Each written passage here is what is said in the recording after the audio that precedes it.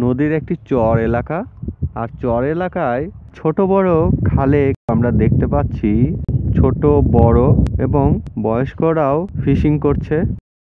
এরা কিন্তু শখের বশে হলেও এদের চাহিদা সম্পূর্ণই ফ্রিতে পূর্ণ হয়ে যায়। চলুন আমিও একটু ট্রাই করে দেখি।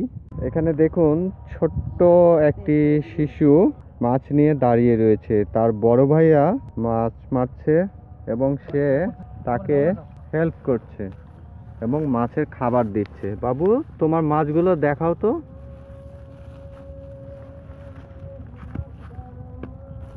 অনেক মাছ পেয়েছো। চলুন আমরা তাদের সঙ্গে কথা বলি এবং কিছুটা এক্সপেরিয়েন্স নিই। তোমার নাম কি? ফাহিম। ফাহিম, নামটা তো বেশ সুন্দর। আর তুমি যা করছো এই কাজটাও কিন্তু সুন্দর। তুমি যে মাছ মারছো, তুমি কি প্রতিদিনই মাছ মারো? হ্যাঁ। আচ্ছা, কখন কখন মেরে থাকো এগুলো? এগুলো সকালে আর বিকেলে। এগুলো কি তুমি শখের বশে না পেশা হিসেবে বেছে নিয়েছো? শখের বশে। শখের বশে? হ্যাঁ। আচ্ছা, শখের বশে এ সকল মাছ কি করো এগুলো? এগুলো খাই। এগুলো খাও এবং নিউট্রিশনের চাহিদা পূর্ণ করো। হ্যাঁ। শুনেছি যে বিলে মাঝে মাঝে বেশ বড় বড় মাছও পাওয়া যায়। হ্যাঁ, যায়।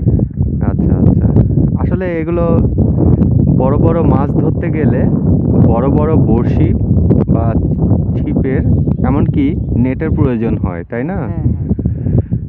এভাবে তো আর সব বড় মাছ ধরা যায় না।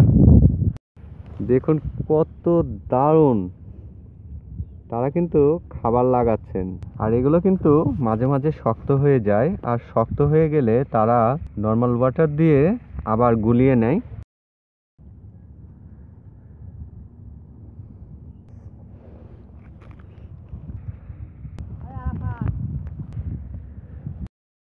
আপনি এখানে কি কি মাছ পান?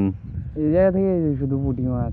এইখানে শুধু পুঁটিই পাওয়া যায়, অন্যান্য খালগুলোতে ছোট বড় বিভিন্ন ধরনের মাছ পাওয়া যায় আমি শুনেছি, যার কারণে ঘুরতে আসা। চলুন একটু ফিশিং করা ট্রাই করি। এই এক্সপিরিয়েন্স কিন্তু সত্যি অসাধারণ। বাতাসে বড়শিটা খুব বেশি দূরে যাচ্ছে না, দেখা যাক। একটু ওয়েট করতে হবে, একটু ওয়েট করলেই খাবার যখন খেতে থাকবে তখন উপরে থাকা যে ভাসমান বারটি রয়েছে সে বারটি নাড়াচাড়া শুরু করবে, তখনই টান দিতে হবে, তাহলেই কিনারায় উঠে আসবে মাছসহ। এখনও কিন্তু খাচ্ছে না, কিন্তু আরও বেশ কয়েকজন যারা রয়েছেন একটু পর পরেই কিন্তু ফিশিং করছেন। হয়তোবা আমার কপাল ভালো না জন্য মাছগুলো খাবার পছন্দ করছে না। দেখুন খাবার কিন্তু অলরেডি খাওয়া শুরু করে দিয়েছে। মাঝে মাঝে খাবারগুলো খেয়ে তারা পালিয়ে যায়। দেখা যাক, খাবার শেষ অলরেডি। তারা খুব চালাক প্রকৃতির। ছোট মাছ সচরাচর চালাক হয়ে থাকে, খুব দ্রুত খাবার খেয়ে ফেলে। আমরা যদি মনোযোগ একটু হারিয়ে ফেলি তাহলেই কিন্তু সব শেষ। এখানে কিন্তু বেশ ছোট ছোট মাছ রয়েছে, তারাও কিন্তু অল্প খেয়ে পালিয়ে যায়, যার কারণে হুকে তাদের মুখ লাগে না। এদিকটায় আরেকজনের এই ডোবায় থাকা দেখুন বিভিন্ন গাছের ব্রাঞ্চের সাথে বেঁধে গিয়েছে, সে কিন্তু ছাড়াতে পারছে না।